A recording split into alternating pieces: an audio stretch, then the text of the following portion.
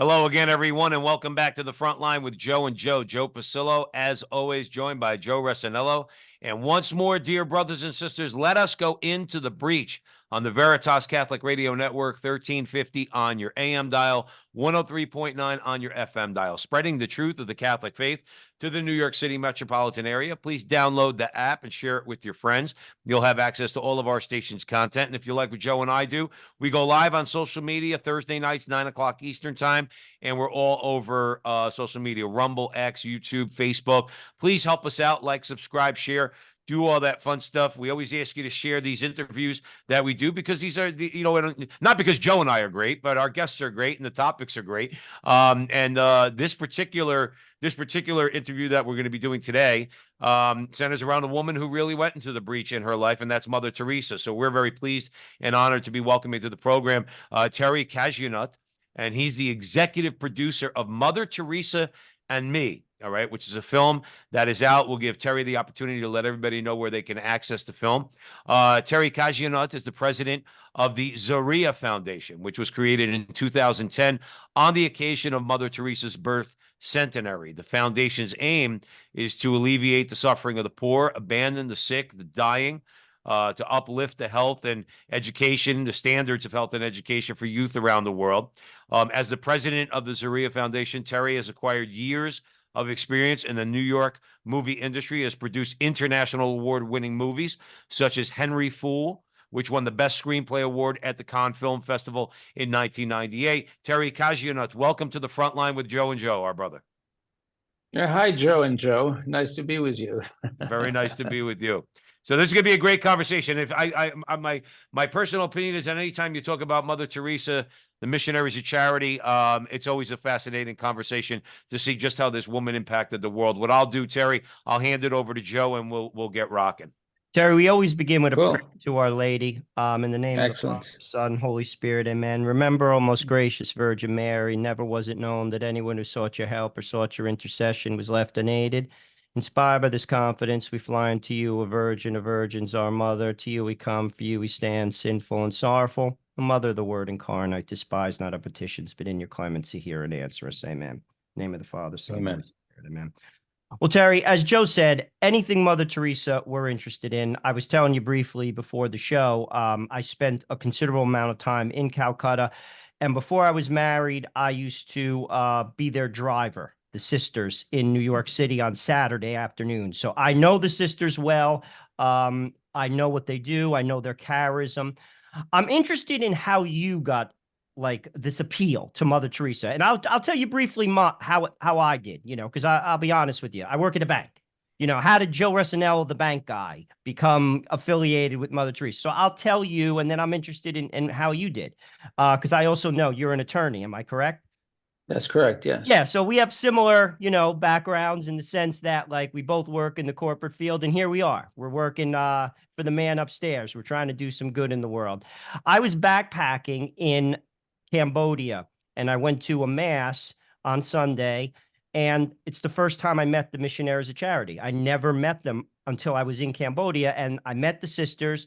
I was talking to them, and I saw for the first time in my life poverty that was unbelievable. Like, coming from America, there are poor people. It cannot be compared to what you see in Southeast Asia, at least from what I saw. I wanted to help them. I started to write to the one superior, and she encouraged me to go to Calcutta. And I did. I wrote the sisters in India, a sister who was a Mexican sister, Sister Karina, who I'm still, she's always, I look to her intercession constantly.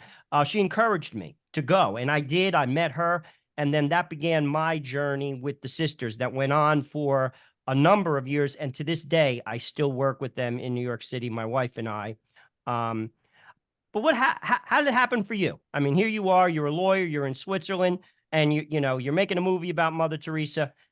Where was the interest? How did it happen? Well, I was approached by a couple, Jacqueline and Richard Fritchie, who had come back from India, and they had this vision of making this movie. And the way it happened, Jacqueline, she's an actress. She ended up playing Mother Teresa in the movie. She was accompanying her husband, who's a businessman, to India, and she said, "Oh, I'll use the opportunity um, to meet producers in Bollywood, and to see that part of the world while my husband is busy." And she goes to one of her meetings, and in that office, there's a huge painting of Mother Teresa. Suddenly she finds herself face to face with Mother Teresa, and it dawns on her, you need to make a movie about Mother Teresa. And what I need to say is, she had a similar experience to you, arriving in India for the first time, seeing this abject poverty and being completely shocked by it, and saying, I can either look away or have to do something, but what can I do? And as she was asking herself this question, she finds herself in front of Mother Teresa and says, that's what I can do. I can put into life a movie about Mother Teresa and bring the spirit of Mother Teresa in the world, because we need more Mother Teresas in the world, and influence people and try to influence people, to touch people's heart, to put, as Mother said, love in action. And she had never done a movie. I mean, she was an actress, but she didn't know how to go about writing a screenplay, putting it together, etc. So as they were juggling with this idea, with this vision, they were introduced to me by a mutual connection, and they said, hey, can you help us? You have experience doing that. And, I knew Mother Teresa. I was very familiar with her, and I thought it was interesting, but we didn't know at that time, so what is it exactly you want to do, because her life is so large, and we have 2 hours. What story do you want to tell? So I told them a bit how we have to go about it, and from a treatment to a screenplay to the end of the movie. So this journey started like 14 years ago, or 15 actually, and it was a long journey. And along the way, we developed it, we financed it, but that's how it started. Excellent. If you're just joining us here at the front line with Joe and Joe, we're being joined by Thierry Cagianut. He is the executive producer, of Mother Teresa and Me. That's a new film. Thierry, is the movie out? Is the film been released? Yeah, the film has been released in the cinemas and theaters across the U.S. in the fall. And for a few weeks now, it's been on all the major platforms, whether it's Amazon, whether it's Google Plus. Our distributor Tri-Coast Pictures is doing that, and it's available basically everywhere. How's the reception been of the film? The reception has been, I would say, 99% positive. There's always a few critics out there, say you could have done this better or that better. But it's largely extremely, extremely positive, not only in the US, but whoever watches the movie is deeply touched by it. Well, yeah, I mean, I'm reminded of a story Joe tells on the on the show all the time, because I wasn't aware of it back in the day. Somebody like the influence, when you think about the influence that Mother Teresa has had on individual people, where you say to yourself, really, like Malcolm Muggeridge, when you use him as an example, who was an atheist his whole life, meets Mother Teresa, converts to the Catholic Church. I mean, it's amazing what this woman did. Now let's get back to the film for a second, Terry. So the story of the film centers around the lives of 2 women, all right, Mother Teresa and Kavita. Now, obviously, we know who Mother Teresa is. Who's the character of Kavita? Yeah, Kavita is a fictional character, which we which we created in order to bring the younger audience to discover Mother Teresa, so to say, because we didn't want, the movie is really for the young generations, people who were not even born when she died. I mean, she died 97, I believe, if I remember correctly. So everybody who's 30 doesn't remember her. They might have been 2-3 years old, but they don't remember. So that's how fast time goes. And Mother Teresa, we see the pictures of her as an old lady and said, we make just a saint picture, only the converted, or, the aficionado of Mother Teresa are going to watch it. But we really want to reach out to the world, and especially to young people, to go and discover what Mother Teresa did and inspire them to follow in her footsteps, so to say. So we created this character of Kavita, who's a young English woman of Indian descent who lives today in London, and she finds herself pregnant, and her boyfriend abandons her, so her whole life is in complete turmoil, while her parents want her to marry into the Brahmin caste, where they're from. It's very important for the Indians.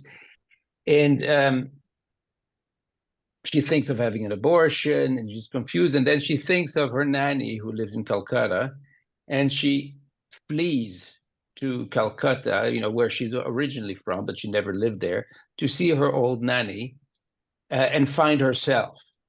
And through the nanny, who works with the Missionaries of Charities and has been working for them her entire life, she discovers Mother Teresa, her work, her crisis of faith, and she finds a bond with Mother Teresa. And so through her eyes, we get into the story of Mother Teresa, and it goes back and forth between the two stories up to the end, when they kind of very beautifully dovetail. And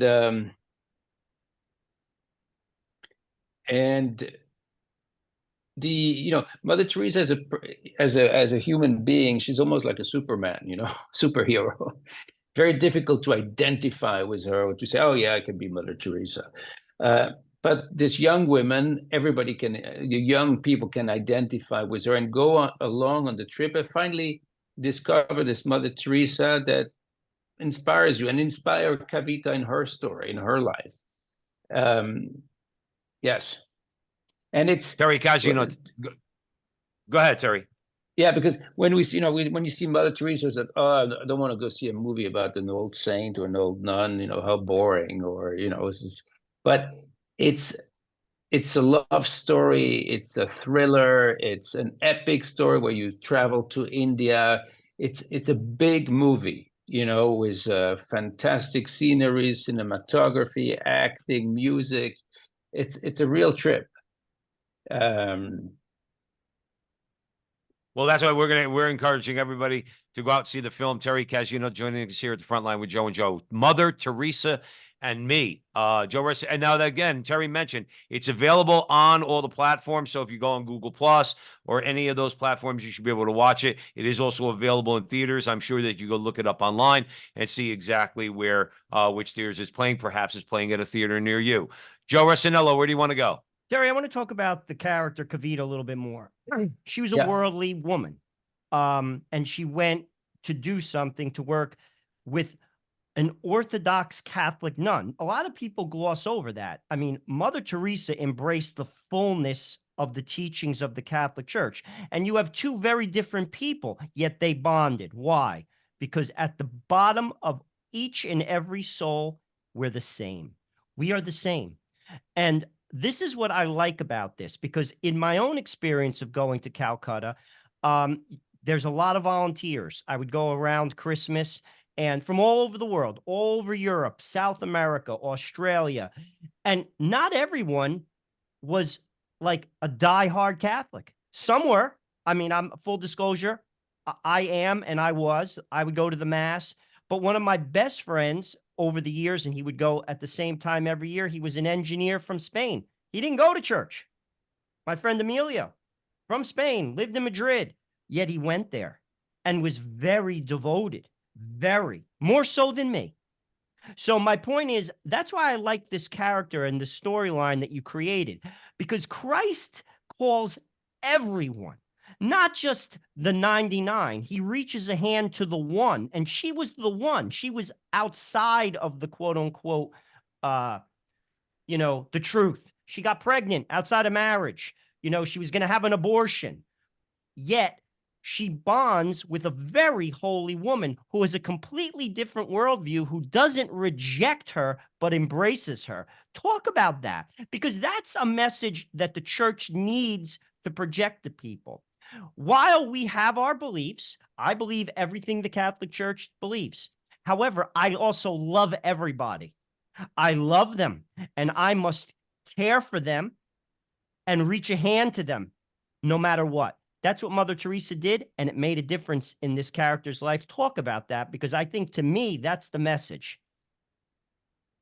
Yes, I mean, it goes back to our idea of putting this the spirit of love in action into the world, and inspiring people, which is do something for your neighbor. And you don't ask him, are you Catholic? Are you Jewish? Do you believe in God? If you see somebody who's in difficulty, you help him. He's a human being. He's a child of God.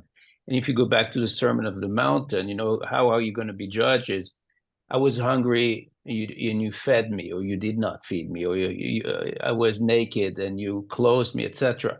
So you don't go ask, hey, what's your denomination? Who do you believe in? And that's how Mother Teresa would work. She would pick up people on the street who are dying. She didn't ask them where they're from. And this is this ultimate compassion, and you find Christ in your fellow human being. And here I have to get into one of the subjects of the movie, which is, the crisis of faith of Mother Teresa. And a lot of the viewers or your listener might not know it, but Mother Teresa had a very intimate relationship with Jesus. Not only that she got she was a nun with the Sisters of Loreto. As a very young woman, she went from what is today Montenegro, North Macedonia. She went to Ireland for training. And then she was sent to India and Calcutta. At that time, it was still part of the Raj, the British Empire, to work in a convent and to be a teacher. So she had a vocation. But after the Second World War and the independence of India and the partition of Pakistan from India, there was this huge mass migration where Muslims and Hindus were like this switch of population, and that created an enormous human catastrophe and with an enormous poverty. And that's when on the trip, Mother Teresa heard Jesus talk to her. That's what she called the call within the call. And Jesus told her basically to leave the convent and go tend to the poorest of the poor on the street of Calcutta. And she went to the head of the monastery and to her bishop to relate that to them and ask for permission to do that. And this was a 2-year process which went up to the Vatican to get her permission to go on the streets. And during these 2 years when she's waiting, she has this intimate conversation with our Lord. And on the day she goes on the streets, after she obtains the permission, Jesus stops talking to her. And for her, it's really, it's the start of a long crisis that will last for the rest of her life. And it was, you could say, it was a platonic love relationship. But today, some people they ghost you. Suddenly, they don't respond to your email or text, or somebody breaks up a relationship with a WhatsApp message or a Snapchat or whatever platform they use. Jesus doesn't do that. He disappears, ghosts her. And at the beginning, she's confused, and it goes angry, and her confessors, to who she relates that to, ask her to write it down. That's why we have these letters from Mother Teresa where she relates what she feels.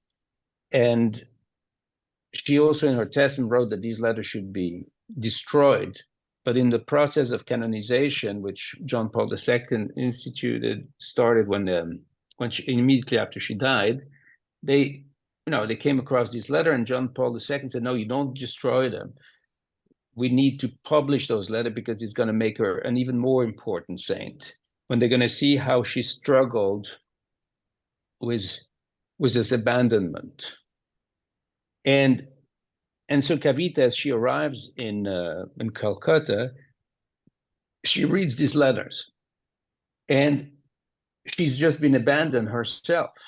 And so when she reads the words of Mother Teresa, she feels like it's the same words that she uses almost. She's like, why don't you answer me? Why don't you answer me? And she's texting him, the guy tried to call him, and he ghosts her. So, and that's, you have two women who, it's a story, it's very much a story of abandonment, the feeling of abandonment, and how to deal with that.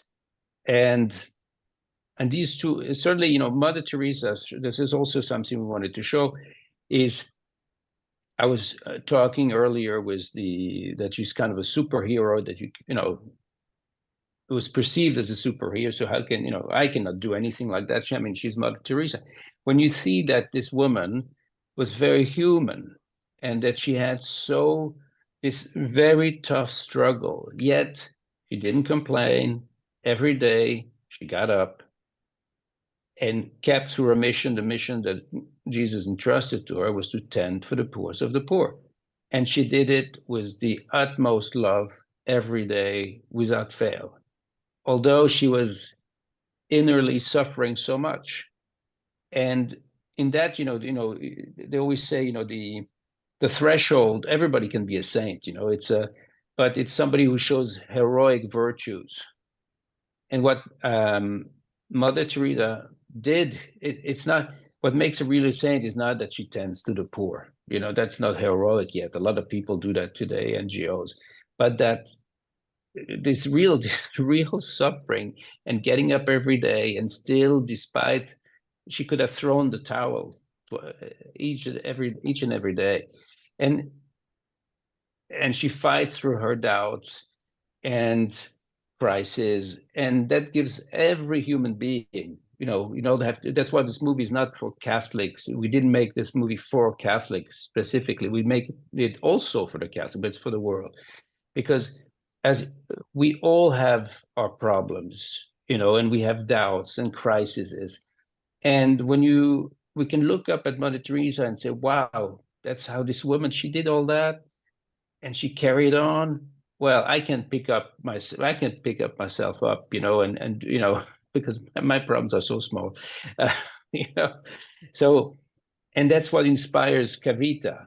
And to see that at the end, is by helping the other, because, Kavita is very narcissistic, she's me, the me generation, and suddenly she starts going, working at the House of the Dying and in the orphanages, and helping others, and having her view not on herself, but on others, helps her solve her own problem, following the steps of Mother Teresa. And we hope that other people will discover that too, through the eyes of Kavita,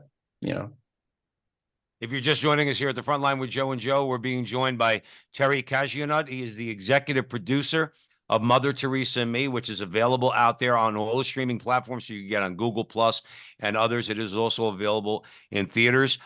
Terry, we have a couple minutes before the break, so we could start a question, if you don't mind, and then I'll Sure. rudely cut you off, and then we'll pick it up on the other side. The character of we're talking about Kavita, this fictional character that you created for the film. So there's another character in relation to Kavita, which is Deepali, which is Kavita's nanny, and she plays a pretty significant role. Talk a little bit about the character. What's her significance to the film and to Kavita specifically? Well, she binds to character, which is Kavita and Mother Teresa, because she's also a fictional character. She's based on a few characters that we kind of put together. And she is an orphan from a slum, who's a little kid when Mother Teresa goes for the first time in the slums to teach children. And so she becomes part of the first class of kids that Mother Teresa teaches. And for her entire life, she will stay close to Mother Teresa. She will never become a nun, but she will always work with Mother Teresa. You know, she's almost adopted by Mother Teresa, if you want, because she has no parents. And when Kavita is born, this we don't see, but it's the information. She was the nanny when the parents were still in Calcutta. Then the parents go off to England, and they still Kavita and Deepali still have this bond. So when she goes back to Calcutta, you know, Deepali, who still works for the Missionaries of Charity and Mother Teresa, introduces her to this world, and she's like, she has the role like of a grandmother, of course, you know, that's a bit further away from the parents, less emotional, very wise, and guides her through this crisis without, you know, being overbearing. And she's a very, very beautiful character. Yes. Excellent. So we're going to take a quick break here at the front line with Joe and Joe. We're being joined by Thierry Cagianut. Terry, one more time, let our audience know what are the streaming platforms that the film is available on right now? Right now, I couldn't tell you all of them. It's all the major ones, including Amazon and Google Plus.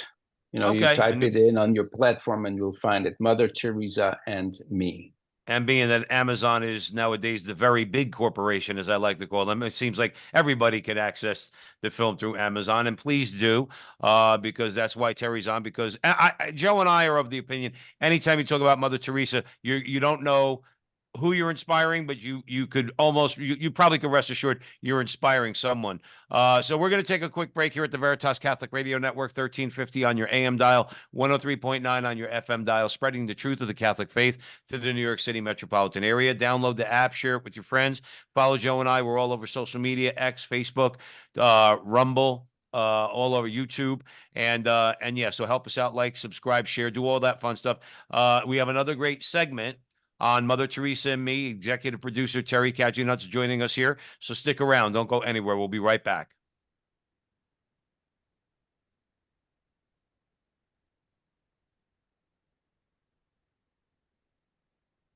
Welcome back, everyone, to the front line with Joe and Joe Pasillo and Joe Resinello, and we are way in the breach on the Veritas Catholic Radio Network, being joined by Thierry Cagianut.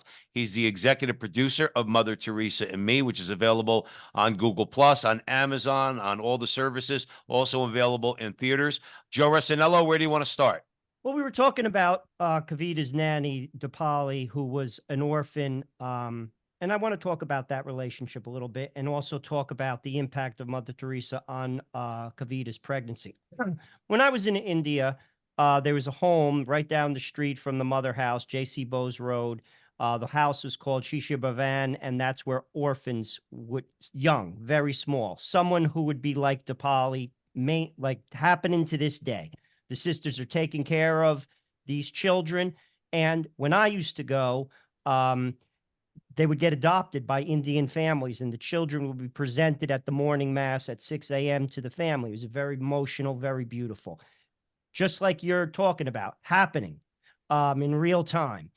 And when I would work, I didn't work in that house. That was mostly for women. I worked with handicapped children in the morning, and then in the afternoon, I would go to the home for the dying. And I got to know these handicapped kids over the years. That I'd go every, Christmas, so I would see them. And one of the takeaways that I had, and I want to share that because, and you could kind of express your thoughts as far as the nanny figure. And I learned many things there.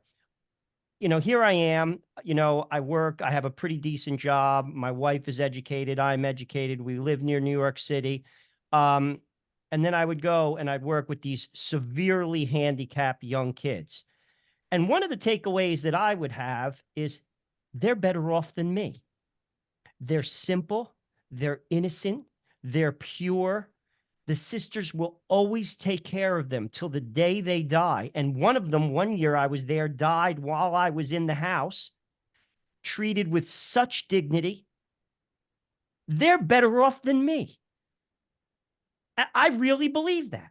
And too many people in the modern world, I think disregard like the life of such a child. They look at them, they look at what I can get from that kid. What can that kid do?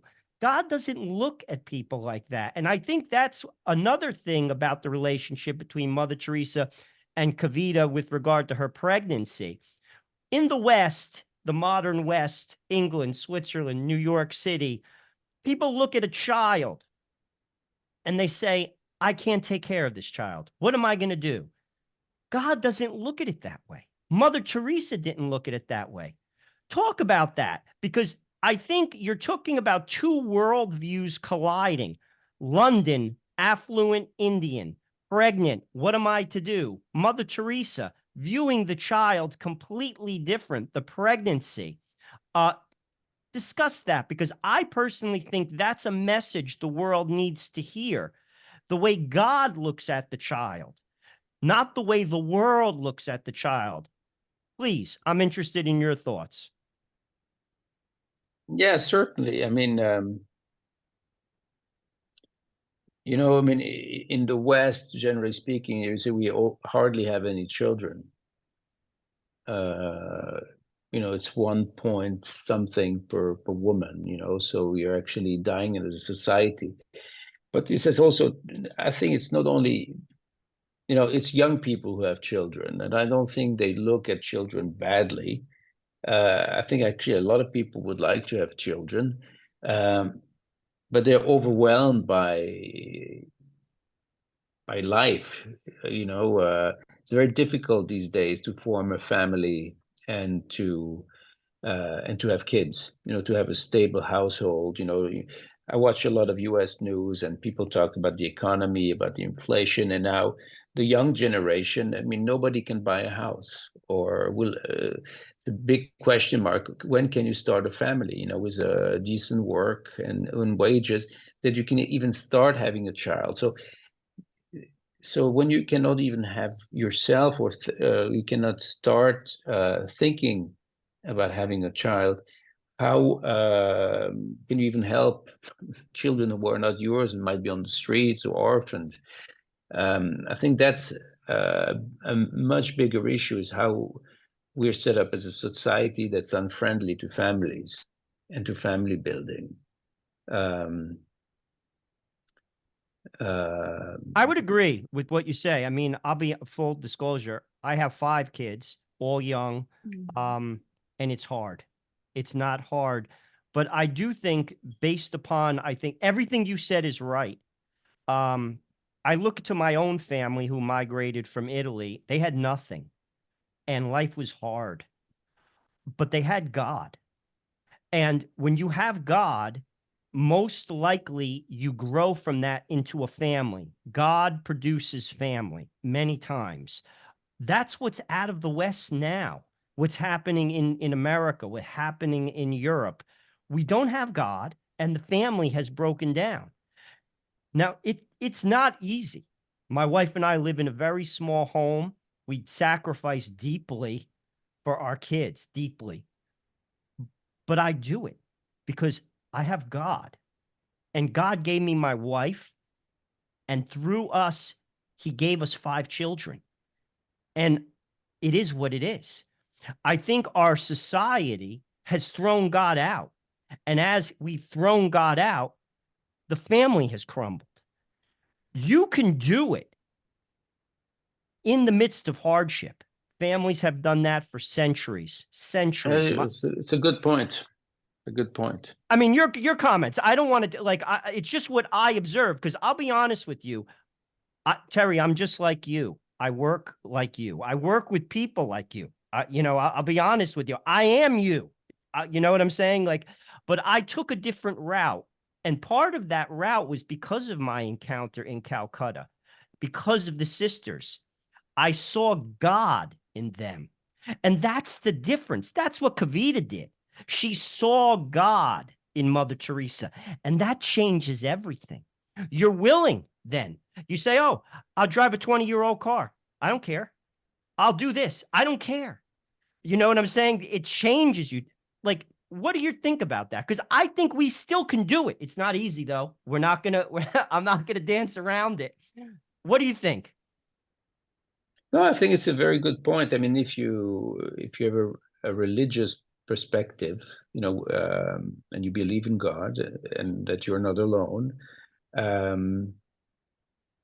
you might have more strength to confront these hardships than if you feel you're alone.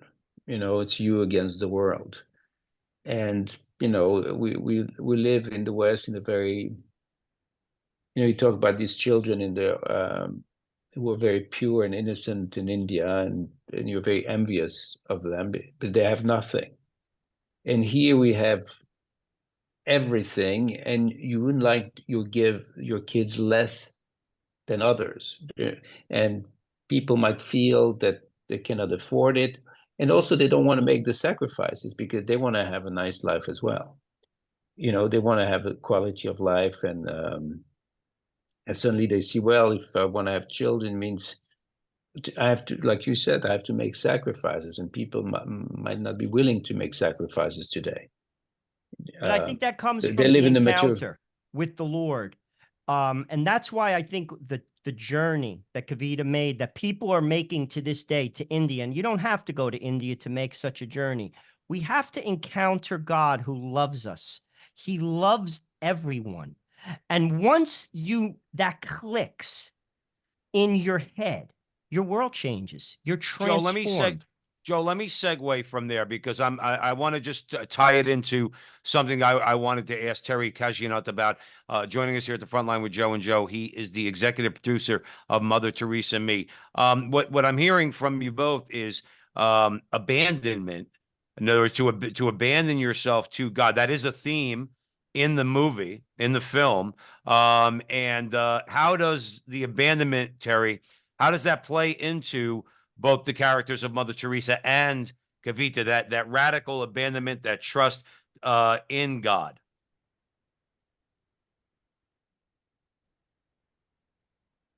Hello, can you still hear me? Yes, yes. Yes.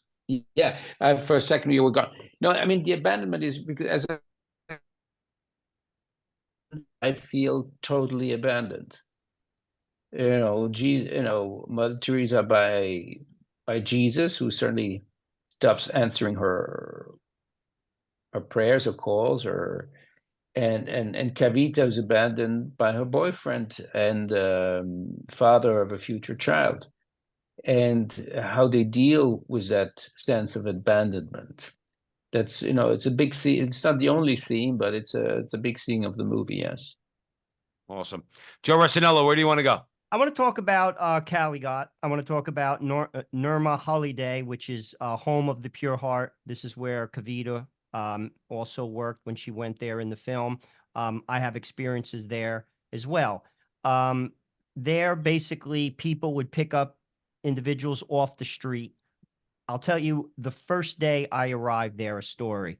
I was very scared. I was by myself. I was with a young American girl. Her name was Sarah. She was there for an extended period of time because we were both from America. She was from the South. She was not Catholic. We took the public bus to the home. I was very nervous. I'll be honest with you. What am I going to see? I read a lot about what the house was about. As we approached the house, this young girl, she's about 21 years old, sees a woman who used to live in the house. Now she lives outside the house because they let her get water. She, quote unquote, got better. So now she lives outside on the street. Sarah sees this woman, knows her. Terry, my hand up. She is filthy. I have never seen a woman so filthy. Hair matted. She has a sari on. It's filthy. Her breasts are exposed. I can't use the word enough. She was filthy. Sarah gives her a hug like she was her own mother in front of me and meant every bit of it. I almost fainted.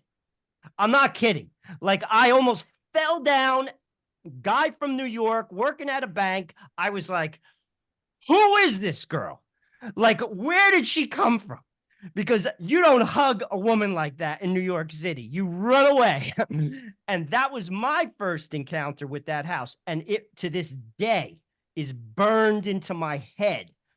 Um, Talk about Kavita's experience in that house. I can go on. I could tell you story after story of that house, but that was my first encounter with it. How did it affect Kavita? Well, I would say it's fairly similar to yours, because when she goes the first time and Deepali, her nanny, takes her there, first she doesn't want to go and says, I don't think I want to go there. House of the Dying, that's not something for me. And so she kind of reluctantly goes and looks, it's not, we see some of the people that you just described. But the first encounter is with an old woman who's dying, and another volunteer, a young English medical student in the film, because she kind of look at her like she's scared. I mean, she says, like, give her something to drink. She tries to engage her to do something for this woman. Starting with a glass of water, and then he explains to her what the problem of this lady is, what she's dying of. And then he says to her, why don't you massage her head? Old people don't like, everybody likes to get touched. The sense of touch is very agreeable to everyone, and these people never get touched by anyone. So he said, why don't you give her a slight massage, in of the scalp, and she's kind of, I don't know if I want to do this, but and he shows her how to do it, and she kind of tentatively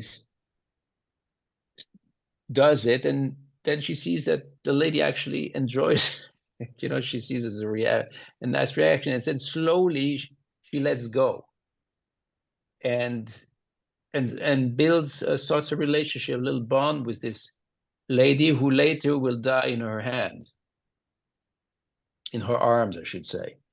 And so she doesn't give her the hug that your friend did, but she gave her a spiritual hug, because she's like lying on the bed very frail. She couldn't hug her, but you feel that this love for this lady, for this old dying lady, is absolutely there. Thierry Cagianut joining us here at the front line with Joe and Joe. Mother Teresa and Me is the film that he is the executive producer of, that's available on Google Plus, on Amazon. It's available in theaters. So part of the screenplay, Terry, is based on Mother Teresa's letters. So I'm going to plead ignorance. I didn't even know she wrote letters. What is that all about? I didn't know. So these letters, when did she write them? What's going on with that? Well, the letters, as I said before, she had this deep crisis of faith where she felt abandoned by Jesus, who suddenly ghosted her, stopped answering her, because they had these intimate conversations. And as she struggles with this abandonment, she turns to her confessors, and who gave her advice, and they tell her to write down what she feels. And so she's a very obedient nun, and so she writes very extensive letters over the course of a number of years, where she describes her inner turmoil. And I'm just going to repeat it in case somebody just joined the show. These letters, she had written that these letters had to be destroyed when she died. And when they were discovered in the process of canonization, they were brought to the Pope, John Paul II at the time. He read them and he says, we don't destroy them, we publish them, because it's going to make her an even greater saint to see how she went through this struggle. And some of the, it's very difficult to read. I mean, it's very hard to read if you're believer because she uses also strong language, like very emotional. When your lover leave you or does something bad, you say, I hate you. But actually you love him. But that's how you react. Yeah, I love you. I don't want to ever see you again. But you'd like to hug him. It's the way we human communicate. And it's always what she writes is not an essay about her life. It's letters written in a specific moment in time and reflect her thinking, which might be different 5 days later. And so there's been this discussion of, did Mother Teresa lose her faith?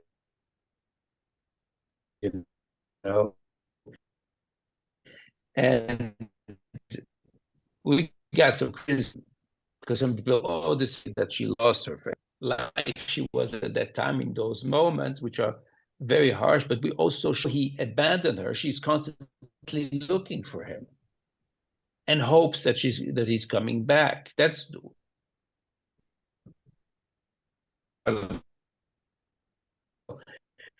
and I mean, this known. It's not special.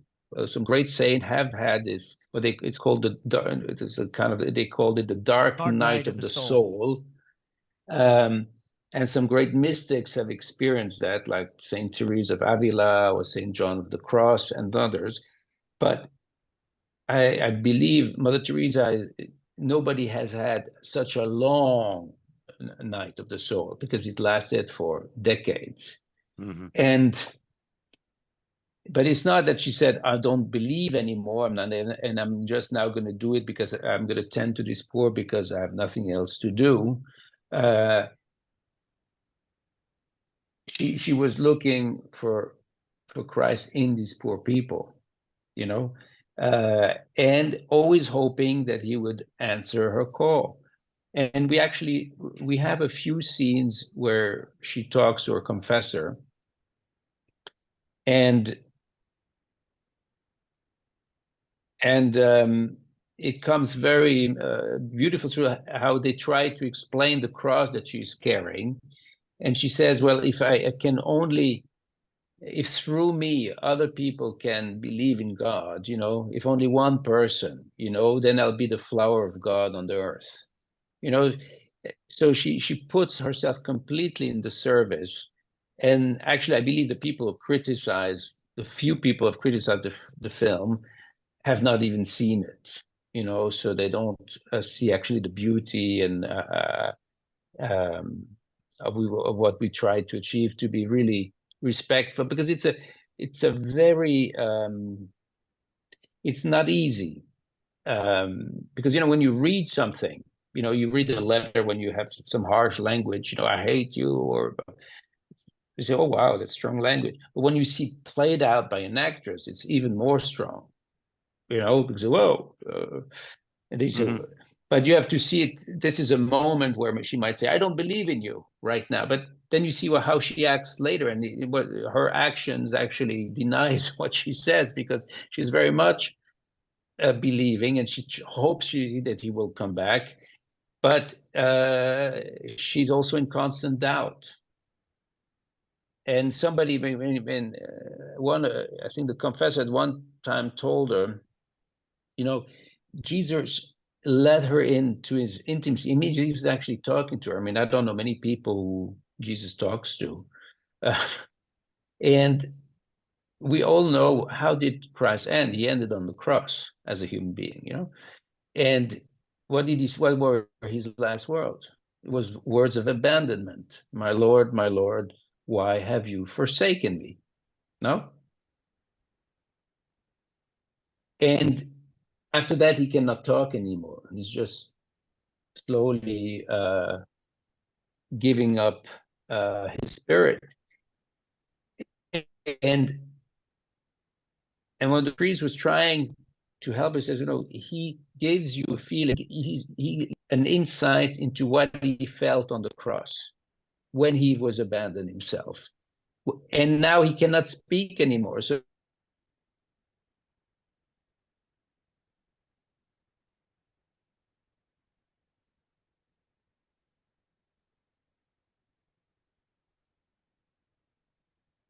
So I think we're having a little bit of a difficulty with Terry Cagianut joining us here at the front line with Joe and Joe. We're discussing his new film. He's the executive producer, Mother Teresa Hello? Yep, and we're here. Me. We're here. I believe we have Terry back right now. Hello? Yeah. Yes, Terry, can you hear us? So we Yeah, I apologize for don't know that. where I dropped out. No, it's okay. Oh It's no, okay. that's It okay. actually, We go ahead, Joe. Go ahead. We have about 4 minutes left, Joe. I want to, I think you touched on it perfectly, the abandonment, talking about the letters. And ultimately, I think that's a theme that the missionaries of charity to this day use when they have a cross in their chapel. It says, I thirst. Christ Yes. thirsted for souls, and Mother Teresa had a constant thirst that was never basically quenched. And I think that touches on a lot of what you said. I want to talk about, lastly, in the last time that we have, about love. Because I think, again, the character of Kavita and Mother Teresa, they have a different understanding of love. And I think that's the example that Mother Teresa gives to Kavita. And it's the example the world needs to see. Love is sacrificial. Mother Teresa felt abandoned, yet she loved anyway. It was a choice. I just want to share with you my experience of love as a father. I could remember as a single man going to a mass, watching a family with many children, a mother heavily pregnant, carrying one kid, a kid in her hand, walking up to receive communion. The father looked like he was rolled down a hill. And I looked at them. They were a wreck. That's what love is. Love doesn't always look pretty, but love is a choice. And Mother Teresa chose to love. And it probably, that encounter with a wealthy woman from London just shatters the perception of the West's idea of what love is. Talk about that in the time remaining, because to me, that's the example of Mother Teresa. That's the example the West needs to see and exhibit. Terry, we have about 2 minutes just to give you a heads up.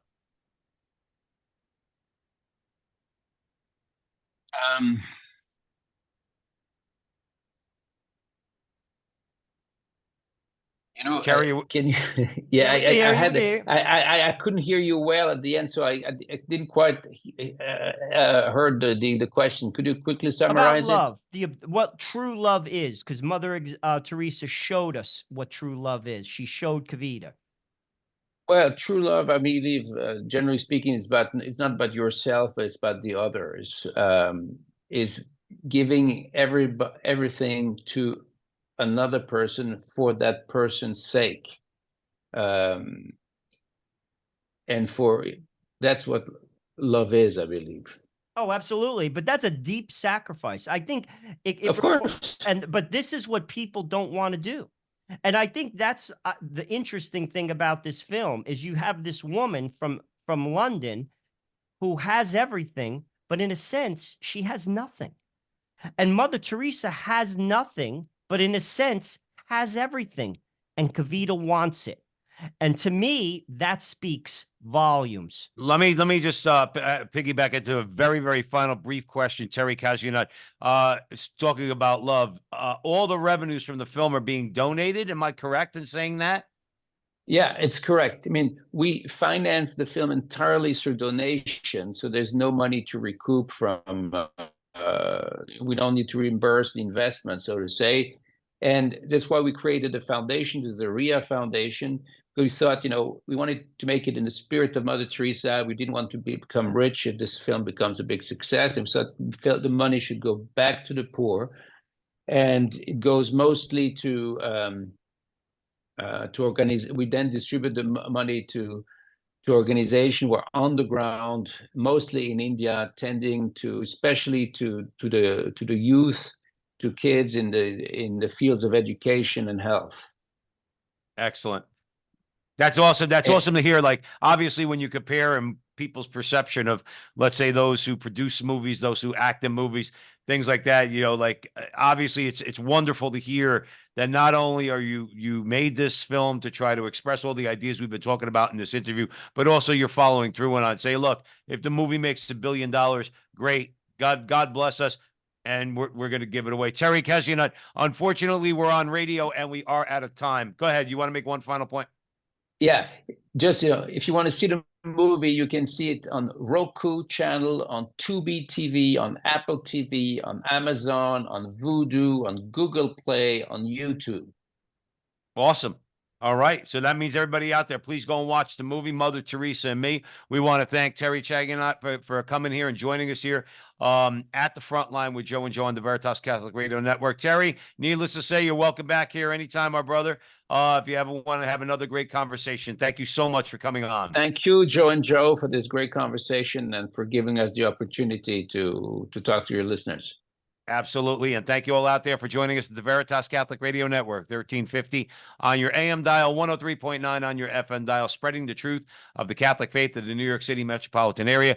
Download the app, share it with your friends, and wherever you see Joe and I on social media, please help us out. Like, subscribe, share, do all that fun stuff. And remember, until the next time, that our conversation is your conversation, and that conversation is going on everywhere. We'll talk to you soon.